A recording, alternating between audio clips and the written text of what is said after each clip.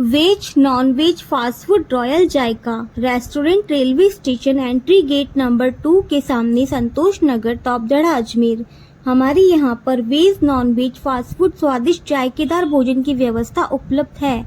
एक बार अवश्य स्वाद का जायका लीजिए। हमारे यहाँ पर जोमेटो के द्वारा होम डिलीवरी सुविधाएं भी उपलब्ध है। Mobile number 9829463728, 9460134255, 9414003783।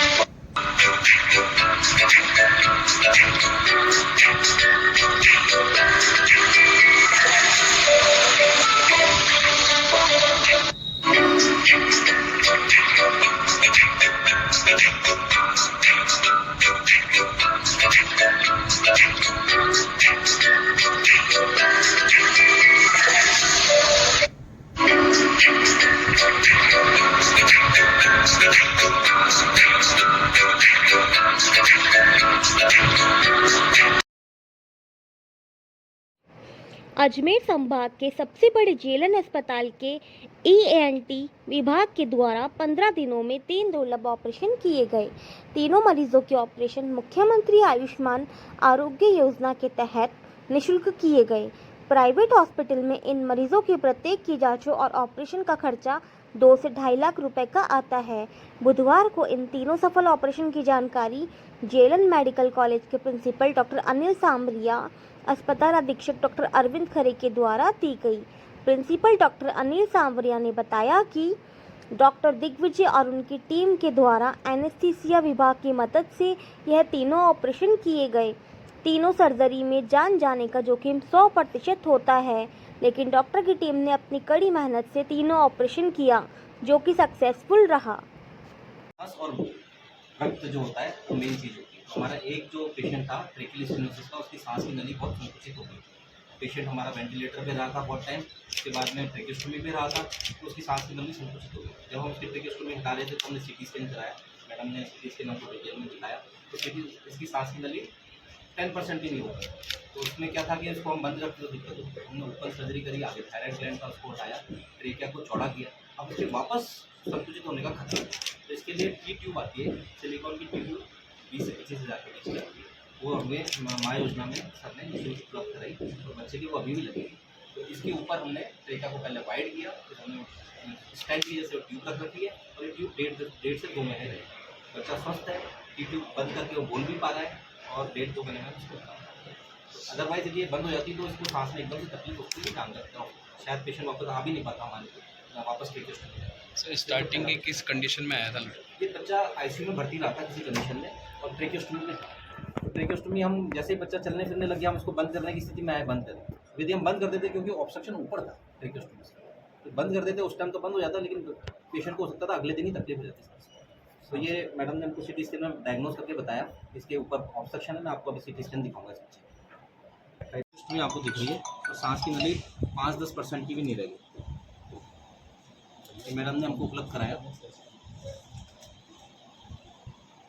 बिल्कुल नैरो रखी है, बिल्कुल ये जो सकड़ा हिस्सा था बिल्कुल सिकुड़ गई। सांस लेने में दिक्कत होने लगी है। ये वाला हिस्सा देखिए, ये ट्रेकियोस्टोमी थी, और ये वाला हिस्सा, फिर इसमें हमने इसको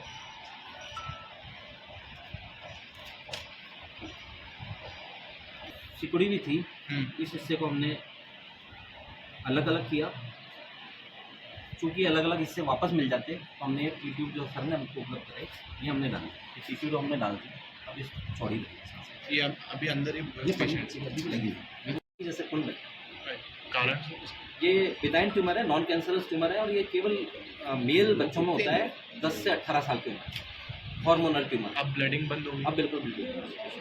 और ये पूरा ट्यूब राजस्थान में केवल गवर्नमेंट सिस्टम में 4-5 जगह लगे, और ये ब्लैक फंगस के टाइम उपलब्ध है, तो इनका बड़ा रोल रहा। और इसमें भी ब्लीडिंग का बहुत खतरा रहता है। इन तीनों सर्जरीज में एनेस्थीसिया विभाग के बिना ये संभव नहीं, क्योंकि सांस की नली का काम था पहले में, सारा ये मैनेज करता है। और इन दो यदि पेशेंट और नमस्कार।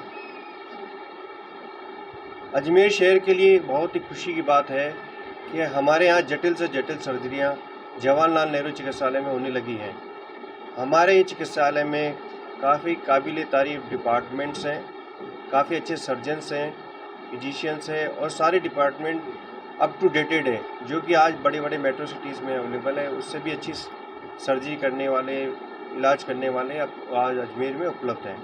इसी की कड़ी में हम डॉक्टर दिग्विजय सर, जो कि HOD है ENT के, और उनकी टीम, जिसमें कि डॉक्टर योगेश असीरी सर, विक्रांत जी और उनके सहयोगी सारी टीम, एनेस्थीसिया विभाग के HOD मैडम यानी खरे साहब, उनकी टीम, रेडियोलॉजी डिपार्टमेंट की रीना माथुर मैडम, इन सब के बिना असंभव है, क्योंकि ये कि टीम वर्क है, जिसके बाद इतनी जटिल सर्जरियाँ की जाती हैं। तीनों ही सर्जरियों में जान जाने का जोखिम 100% होता है, लेकिन इन तीनों की ज़िंदगी बचाने में इनका बहुत ही अच्छा कार्य रहा है। आपको अभी खरे साहब ने बहुत ही अच्छा डिटेल बताया कि एक नेज़ोफेजियल एंजियोफाइब्रोमा का ऑपरेट किया है, जो कि डिफरेंट तरीके से किया गया है, जिसमें ब्लीडिंग बहुत लेस हुई है, बहुत ही कम हुई है और बच्चा बिल्कुल सुरक्षित और अच्छा है, आपके सामने प्रस्तुत किया गया। कैरोटिड बॉडी ट्यूमर एक बहुत ही जानलेवा ट्यूमर हो सकता है, इसके ऑपरेशन के दौरान भी जान जा सकती है। इसकी बड़ी सफलता से बहुत ही बारीकी से ऑपरेशन करके बच्चे को नया जीवन दान दिया गया है। तीसरा ऑपरेशन हमारा जो रहा है tracheal stenosis. Commonly tracheal stenosis dilatation से भी करी जा सकती है, पर इसका इतना डिफ़िकल्ट प्रोसीजर था, बहुत ही नैरो स्पेस था। जैसा कि बताया कि हमारे को जो टी पीस लिया गया है, वो यहाँ से महायोजना से बड़े दे के हमारे काफ़ी सुविधा दी गई है, जिसके लिए सरकार को धन्यवाद। और सर्जन्स ने काफ़ी अच्छा सर्जरी करी है। आपके सामने बच्चा आज सांस ले पा रहा है, अन्यथा ही सांस के कमी की वजह से बच्चे की दुर्घटना होकर जान जा सकती थी। तो मैं इन पूरे विभाग को, जवाहरलाल नेहरू को, चिकित्सालय को धन्यवाद के पात्र हैं और प्रशासन, सरकार, सभी को मैं धन्यवाद अर्पित करना चाहता हूँ। इसी की कड़ी में मैं जो सर्जन हमारे पास मौजूद है HOD डिपार्टमेंट ऑफ ENT, जो कि विस्तृत जानकारी देंगे क्या क्या ऑपरेशन किया, कैसे किया, doctor Digvijay Singh ji. Principal sir doctor Anil सामरिया सर भी, इनका भी बहुत बहुत स्वागत करता हूँ। अभी हमारे ENT विभाग के अंदर 3 विशिष्ट सर्जरी हुई, दुर्लभ सर्जरी हुई, 3 सर्जरी। जो सर्जरी तो रोज़ होती है, लेकिन हर सर्जरी में कुछ ना कुछ विशेष आयाम घोषित करे गए इसके अंदर। एक है कैरोटिड बॉडी ट्यूमर। तो कैरोटिड बॉडी ट्यूमर का जो पेशेंट है वो कौन सा वाला पेशेंट है? बट कहना चाहूँगी कि ये जो हमारे पास मशीन है 128 स्लाइस की, इसमें बड़े थिन सेक्शंस आते हैं और ये जो जटिल सर्जरी है, इसमें सर्जन को पूरे स्ट्रक्चर्स, जो आसपास के स्ट्रक्चर्स हैं, उनके बारे में पता होना बड़ा आवश्यक होता है। एक ज़रा सी गलती एक बहुत बड़ी ब्लीडिंग का कॉज बन सकती है और मरीज़ की टेबल पे डेथ भी हो सकती है। ये थोड़ी रिस्की सर्जरी होती है। और मेरी टीम डॉक्टर निर्भय, डॉक्टर अविनाश गुप्ता, हम सब ने मिलके स्पेशली बहुत ध्यान से देखा, क्योंकि मैडम ने बताया रेयर केसेस हैं, ऐसे ट्रेकियल स्टेनोसिस के भी ऐसे केसेस देखने को नहीं मिलते, ना कैरोटिड बॉडी ट्यूमर्स देखने को मिलते हैं। ये रेयर केसेस हैं जो देखने पर एकदम हम भी और पढ़ते हैं कि क्या ये वाकई में वही है या हो सकता है। हम डिफरेंशियल डायग्नोसिस में इनको रखते हैं और इस तक पहुंचने के लिए काफ़ी और भी हमें गूगल वगैरह पे सर्च करना पड़ता है, वो हम कर पाए और हम हेल्प कर पाए ENT सर्जन्स को कि वो आगे बढ़ें और इसे सर्जरी करें। इसमें मेरी टीम है। जी सर, ENT डिपार्टमेंट बधाई के पात्र है, क्योंकि जो ये इंटरनेशनल लेवल की सर्जरी करी है, एक छोटे टाउन अजमेर जैसे टाउन में सर्जरी करके, ENT, रेडियोलॉजी और एनेस्थीसिया विभाग को बहुत बहुत बधाइयाँ। ये ऐसी सर्जरी देखने को रेयरली मिलती है और ये हमारे रेजिडेंट्स के लिए भी बहुत अच्छी बात है और विभाग के लिए भी बहुत अच्छी बात है कि इस तरह की सर्जरी इन्होंने करके, चुनौतीपूर्ण सर्जरी करके इस अस्पताल का नाम ऊँचा किया। राज्य सरकार का दवाई जो सब सारी सुविधाएँ फ्री में उपलब्ध कराई हैं और बच्चे तीनों सुरक्षित हैं। यही मेडिसिन विभाग इसमें हेल्प करता है सर्जन को, कि जबकि मेन चुनौतीपूर्ण कार्य जो है वो ENT विभाग का है। ठीक।